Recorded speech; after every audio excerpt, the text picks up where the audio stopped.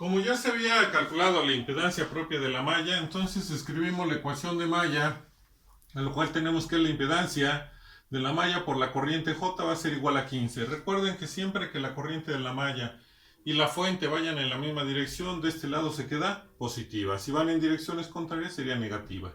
Bueno, despejamos el valor de J, este término está multiplicando, pasa dividiendo. De nuevo, no puede haber fracciones en el cociente o en la división que estamos realizando.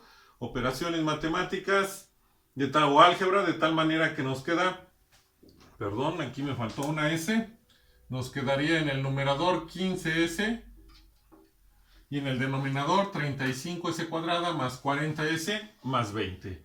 Calculando primero el voltaje en la resistencia, ya que es más fácil que el voltaje en la bobina, entonces tenemos que el voltaje de la resistencia era menos 40 por la corriente de la malla. Entonces ya tenemos la corriente de la malla, la multiplicamos por menos 40 y nos da menos 600S en el numerador y en el denominador 35S cuadrada más 40S más 20. Recuerden que como tenemos una división o un cociente, hay que verificar si esta expresión es una función o si esa función es una función racional propia.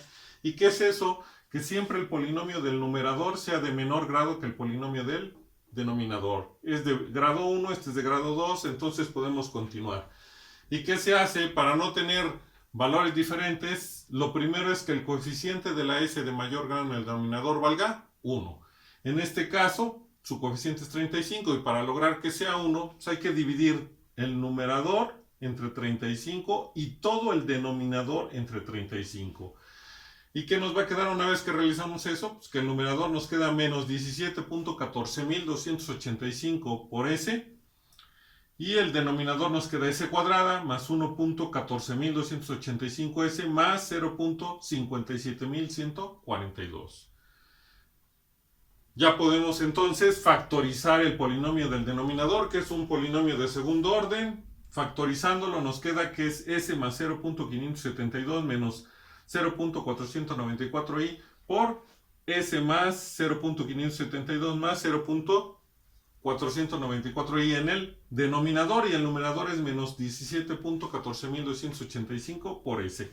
Tenemos raíces complejas y conjugadas. Es una respuesta en la cual, si ustedes recuerdan el circuito, teníamos una bobina, una resistencia y un capacitor. Es una respuesta RLC, por eso es que es de segundo orden. Y entonces hay que proceder a obtener el resultado. Expandimos en fracciones parciales.